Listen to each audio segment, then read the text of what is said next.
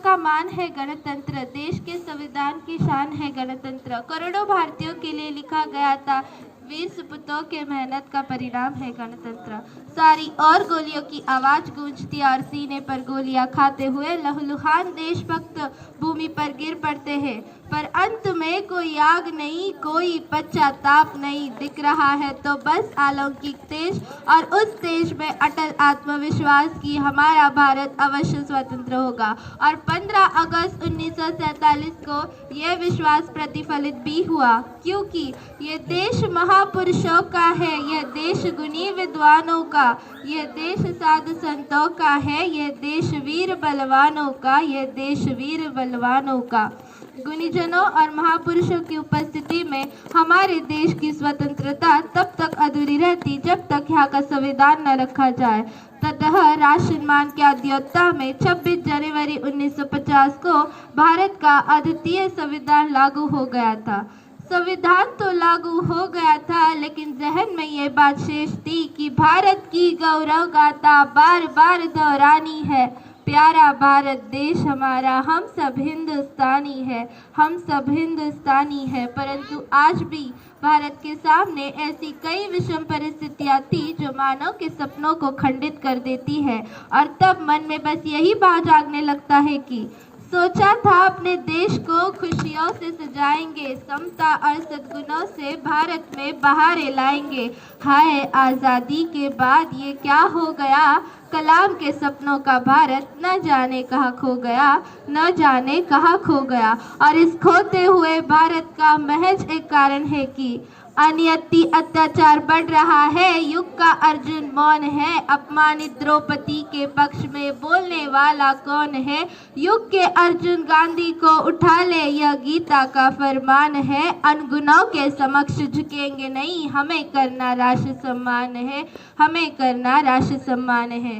गणतंत्र की स्वतंत्रता के लिए यह अति आवश्यक है कि हम अपनी सभ्यता, संस्कृति, मौलिक चिंतन और वैचारिक स्वतंत्रता पर बने रहे। लेकिन आज ऐसा लगता है कि मिली राजनैतिक स्वतंत्रता पर विचार परतंत्र है, पश्चात चिंतन चरित्र से कहा हुए स्वतंत्र है। अभी स्वदेशी तंत्रों के अपेक्षित कहाँ मिला सम्मान है, और किसी कोने में बैठा रो रहा संविधान है, रो रहा संविधान है।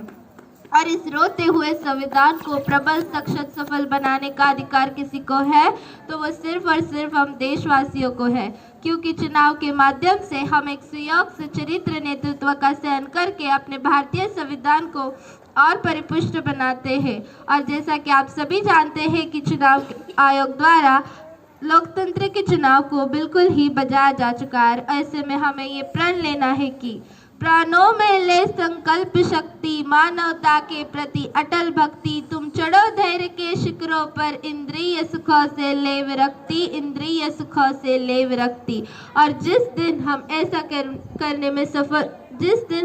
करने में सफल हो जाएंगे, उस दिन हमारे देश का बच्चा बच्चा भी पब्लिक सा और आर्थिक सम्मोहन त्याग कर अतिथियों को गले लगाएगा, और तब एक ऐसे राष्ट्र का निर्माण हो जाएगा जो निर्भय और निष्पक्ष होगा। और तब हम ऐसा कहने में पूर्णतः सक्षम हो पाएंगे कि कभी तिरंगे की छाया को शत्रु नहीं छू पाएगा।